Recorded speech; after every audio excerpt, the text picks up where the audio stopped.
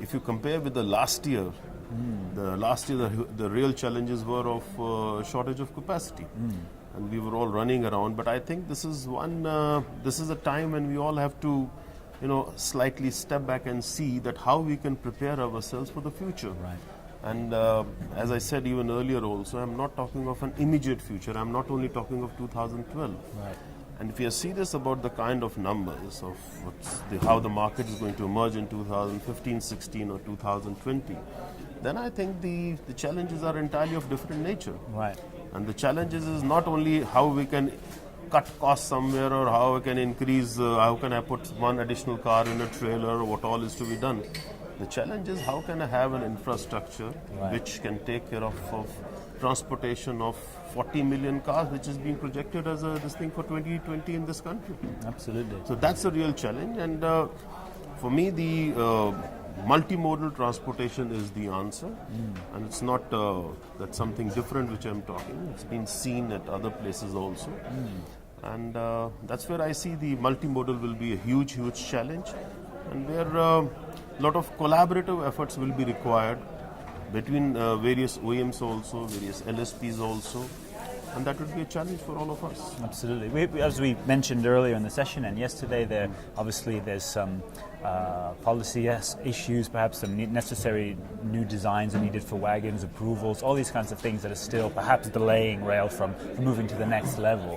What do you think is the next step that needs to happen now, to let's say move up from 3-4% to 10% or whatever we need next for rail? See, definitely the biggest challenge is that the clarity on the policies. Railways have, you see, yes, it's easy to do. We can stand up and do the bashing of infrastructure. We can start and doing bashing of what railways are doing. I don't think it makes any sense. If you're going to achieve anything out of it, by all means, you should do it. So what I'm saying is, yes, there are challenges, and it's not that only we are having these challenges. I'm not trying to say anything about China, but I was reading somewhere. They face a similar kind of challenges. Yeah. And it's not that even in a place we talk of China, and it's not even in China, overnight they went from 3% to 25%. Yeah. And they're still not at 25%. Yeah. They took their own time. Yes, the concern at the moment, what we all feel is of speed. Speed of decision making, speed of implementation of those decisions. But I think they are very positive.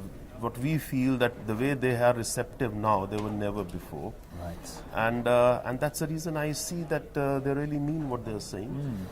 Yes, the biggest challenge is that you have to get investments in that. Right. And that investment is going to be possible only when the people who are going to invest, they get a feeling that there's going to be some continuity in the business. Right, right.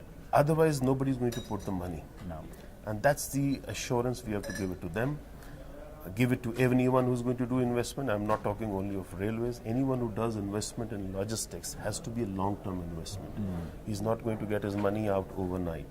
And that's where he looks for commitment. And he's not wrong if he's looking for commitment. We will have booms, we will have busts. But it's the relationship between the OEM and LSP. It depends what kind of bond they have, what kind of relationship they have, which is going to ensure that they pull through out of it. Absolutely. Otherwise, yes, it's going to be difficult.